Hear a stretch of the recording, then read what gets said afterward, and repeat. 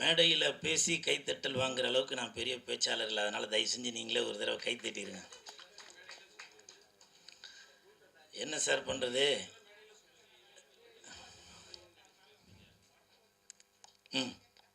சொல்லுங்கள் சார். இல்லை, இதுதான் சார் என்னோட ட்ரெண்டு இல்லைங்களா? இதுதான் என்னோட ட்ரெண்டு. இதை இப்போது தங்கச்சி நான் வரதுக்கு முன்னாடி சொன்னாங்கல்ல, வெந்து தெரிந்தது காடு சொல்ல போகிறீங்களா அப்படின்னு. ஸோ இதுதான் என்னோடய ட்ரேட்மார்க்கு. இப்போ நீங்கள் கேட்குறீங்க, வாஸ்தவம் தான். நான் சொல்கிறதுக்கு எனக்கு தகுதியில் இருந்தாலும் சொல்கிறேன். பாரதி ராஜா சார் பேசும்போது என் இனிய தமிழ் மக்களே அப்படின்னு சொல்கிறாங்க. நான் அவ்வளோ பெரிய ஆளாக சொல்லுங்கள். நீங்கள் என்ன கேள்வி கேட்டீங்க, நான் என்ன சொல்கிறது? இருந்தாலும் பரவாயில்ல. தட்டு. Thank you thank you.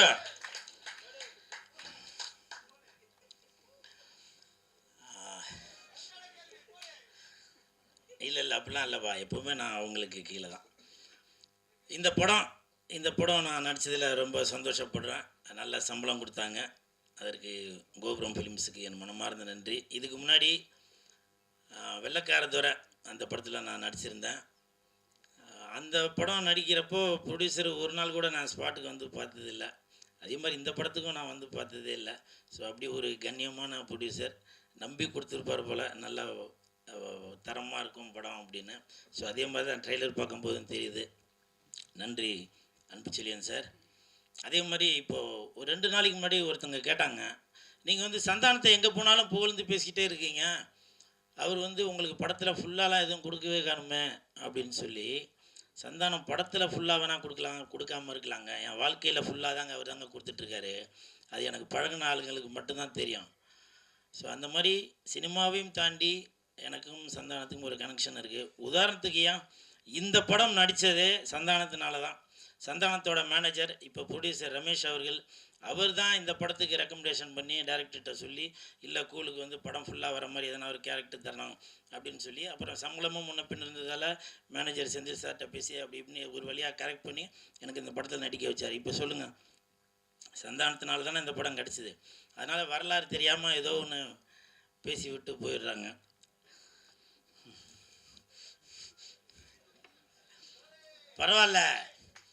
பரவாயில்ல இமான் சார்.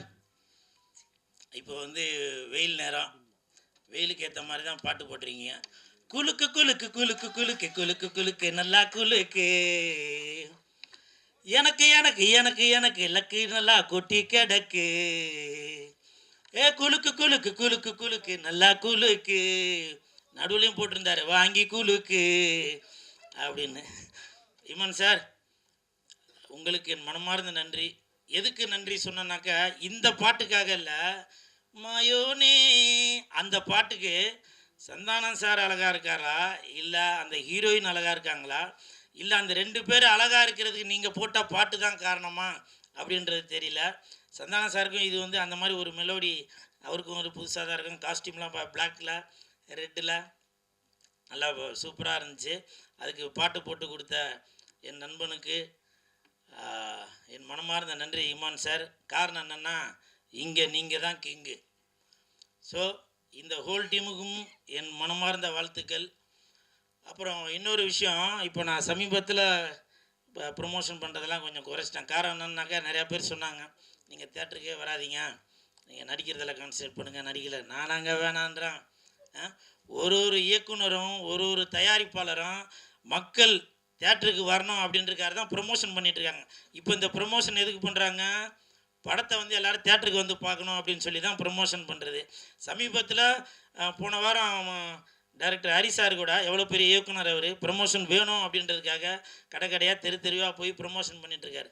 அந்த வேலையை தான் நான் பார்த்துட்ருக்கேன். ஆனால் தேட்டருக்கு வராதேன்னு சொல்லி அது ஒரு கூட்டம், அது ஒரு இது பண்ணிகிட்ருக்காங்க. ஏன், நான் சினிமாவை லவ் பண்ணுறதால தான், சினிமாவுக்கு சப்போர்ட் பண்ணுறதால தான், நான் ஏதோ ஒரு ரூட்டில் போய் மக்களை வந்து உள்ளே கவர் பண்ணணும் அப்படின்ற ஒரு எண்ணத்தில் தான் நான் அந்த வேலை பார்த்துட்ருக்கேன். அதுக்கு சில தடங்கல்கள் இருந்தாலும் பரவாயில்ல. இப்போவும் சொல்கிறேன், நீங்கள் என்ன தான் சொன்னாலும் சரி, நான் வளர்ந்துக்கிட்டே தான் இருப்பேன். வர 11ஆம் தேதி சிங்கப்பூருக்கு போகிறேன் ப்ரமோஷனுக்கு. புரியுதுங்களா? தட்டு. இது என்னுடைய வளர்ச்சி. இது புரியுதுங்களா? நீங்கள் என்ன தான் என்னை தட்டி தட்டி இது பண்ணாலும் வர 11ஆம் தேதி சிங்கப்பூரில் உள்ள படத்துக்கு நான் இங்கேருந்து அவங்களே என்னை ஃப்ளைட் போட்டு கூட்டிகிட்டு போய் நான் அங்கே போய் ப்ரமோஷனுக்கு போகிறேன். ஸோ அதனால் யாரோட வளர்ச்சியும் யாரும் தடுக்கவே முடியாது. ஆண்டவன் தடுக்கிறத யாராலையும் கொடுக்க முடியாது. அன்பு சார் கொடுக்கறது யாராலையும் தடுக்கவே முடியாது. அன்பு சார், இந்த படத்துக்கு உங்கள்கிட்ட நான் எதையுமே எதிர்பார்க்காம என் நண்பனுக்காக கோபுரம் ஃபிலிம்ஸ்க்காக நான் ப்ரமோஷன் பண்ணுறேன் சார். ஏதோ ஒரு வித்தியாசத்தில் ஒன்று பண்ணுறேன் சார். இதை நான் இந்த நேரத்தில் சொல்கிறேன் சார். வரும்போது இப்போ இன்றைக்கி மத்தியானம் தான் எனக்கு வந்து அந்த சிங்கப்பூர்கார் ஃபோன் பண்ணி சொன்னார், சார் வெள்ளிக்கிழமை மணிக்கு ஃப்ளைட்டு போடுறான் அப்படின்னு சொல்லி. ஏன்னா சனிக்கிழமை மணிக்கு அங்கே படம், வெள்ளிக்கிழமை மணிக்கு ஃப்ளைட் போடுறேன் சார். நான் சொன்னேன், இல்லைங்க நான் நடித்த படம் வருது, என் நண்பன் நடித்த படம் வருது, எனது தயாரிப்பாளர் எடுத்த படம் வருது, நான் அந்த படத்தை ப்ரமோஷன் பண்ணிட்டு தான் வருவேன், அதனால் முடிஞ்சால் ஈவினிங் போடுங்க, இல்லை 11ஆம் தேதி காலையில் போடுங்க அப்படின்னு சொன்னேன். காரணம் இது என்னோட டெடிக்கேஷன் தாங்க. இது செய்கிறது தொழிலை வந்து தெய்வமாக நினச்சி பண்ணுறான். இப்போ நிறையா பேர் கேட்டாங்க, நீங்கள் வந்து அரசியலில் வந்து ஒரு கட்சிக்கு போய் ப்ரொமோஷன் பண்ண போயிருந்தீங்களா அப்படின்னு சொல்லி சொன்னாங்க. ஆமாம், ப்ரொமோஷன் பண்ண தான் போனேன். என்னை கூப்பிட்டதே 4 நாளைக்கு தான் கூப்பிட்டாங்க.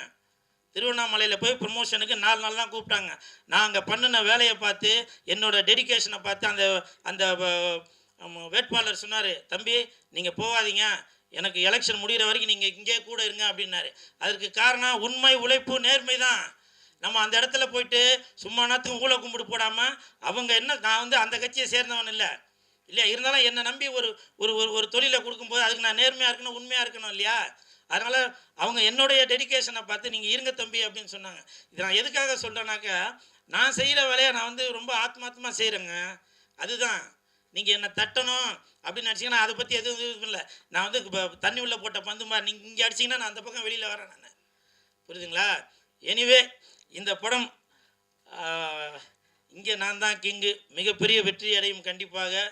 ஏன்னா இது வந்து ஒரு கருத்து சொல்கிறது, குறுத்து சொல்கிறது அப்படிலாம் இல்லை. நல்லா ஜாலியாக இந்த சம்மருக்கு வரலாம், வந்துட்டு குலுக்கு குலுக்கு குலுக்கு குலுக்கு குலுக்கு குலுக்கு நல்லா குலுக்கு அப்படி நல்லா குலுக்கிட்டு போகலாம். வாங்க, குலுக்கிறதுனா நல்லா சிரித்து வயிறு குலுங்க சொல்கிறேன், சரிங்களா? அப்புறம் அதுக்கு வேறு எதனா சொல்லியிருப்பேன். நல்லா சிரித்து வயிறு குலுங்க அப்படி நல்லா சிரித்து ஜாலியாக போகலாம், சரிங்களா? தம்பி ராமாயணா நடிச்சிருக்கேன், நிறையா பேர் நடிச்சிருக்காங்க.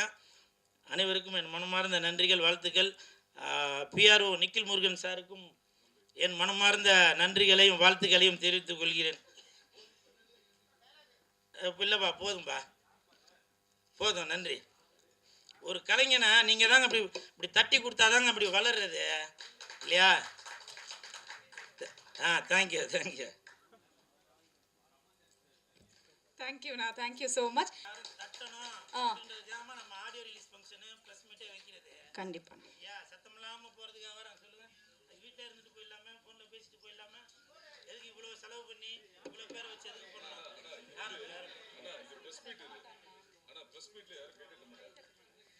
எல்லோருக்கும் வணக்கம்.